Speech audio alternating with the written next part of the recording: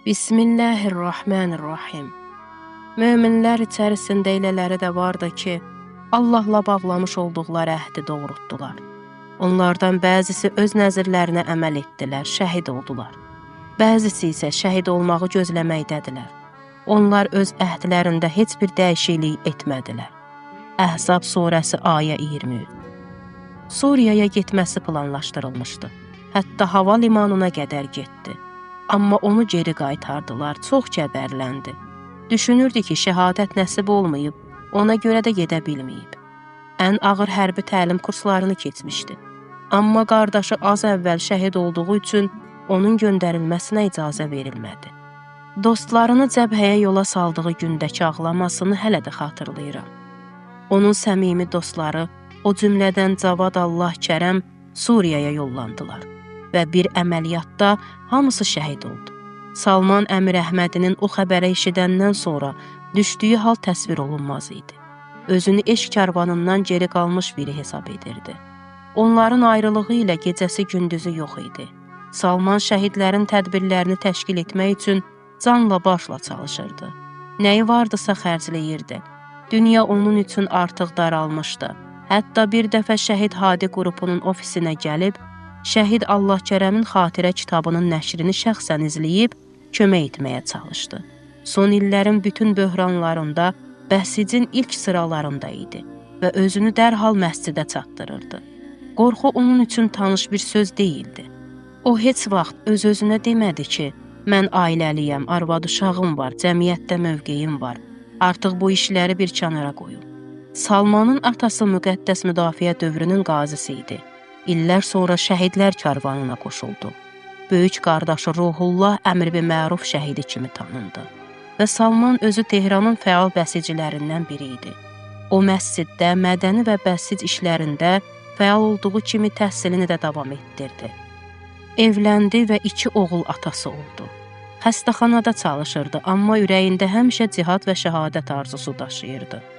Şəhid Sərdar Nazərinin rəhbərliyi altında Bəsicin ixtisaslaşmış hərbi kurslarında ağır təlimlər keçmişdi ki, həmişə inqilab üçün hazır olsun.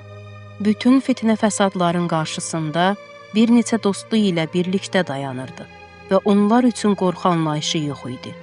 2022-ci ilin ərbəyinində Mövlasının ziyarətinə getdi və şəhadətə nail olmaq üçün dua etdi ki, dostlarına qovuşsun. Ərbəyindən bir neçə gün sonra İslamın və inqilabın bütün düşmənləri birləşərək bir gənc qızın müəmmalı ölümü bəhanəsi ilə ölkəni qarışdırmaq istədilər. Sonradan bu fitnənin arxasında hansı planların olduğu üzə çıxdı və xalq bu oyuna necə alındığını anladı.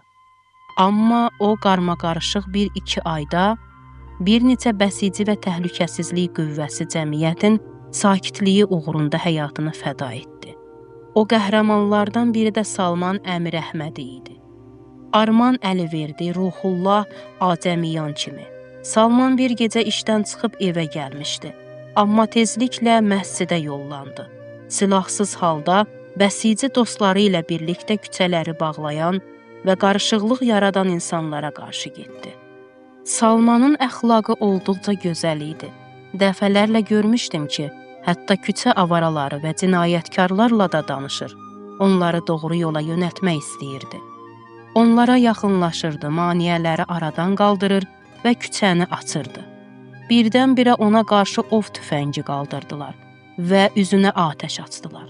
Salman Tehranda izdihamlı şəkildə vida mərasimindən sonra qardaşı və dostlarının yanında Behişt Zəhranın 50-ci sahəsində torpağa tapşırıldı. Həyat yoldaşı deyirdi, şəhadətindən bir neçə ay keçmişdi. Hələ də onun maaşı bizə çatmamışdı və maddi sıxıntıdaydım. Bir gecə özündən kömək istədim. Səhəri günü onun dostlarından biri gəlib ehtiyacım olan məbləği gətirdi və dedi. Mən motosiklet almaq üçün Salmandan borc almışdım. Son ayların ödənişi əlimdə qalmışdı və kimə verim deyə düşünürdüm. Gecə yuxuma gəldi və dedi, bu pulu həyat yoldaşıma çatdır. Əhzab surəsinin 23-cü ayəsi haqqında deyilir ki, bu ayə möminlərin əmiri İmam Əli əleyhissalam haqqında nazil olub. O zaman İmam Əli əleyhissalam görürdü ki, Bir çox möminlər Allah Rəsulu salawatullahı müdafiə edərkən şəhid olublar. Lakin o hələ də Peyğəmbərin yanındadır. Əlbəttə ki, bu ayənin bu günə aid çoxlu nümunələri var. Məsələn, Hacı Qasım Süleymani illərlə şəhadət arzusunda idi və dostlarının yoxluğuna dözürdü. Amma o yalnız dua etmirdi. Əlindən gələn qədər Allah yolunda çalışırdı. O vəzifəsini yerinə yetirmək, inqilaba və müqavimət cəbhəsinə xidmət etmək üçün canla başla çalışdı və nəhayət qanlı bədəni ilə Allahın hüzuruna qovuşdu.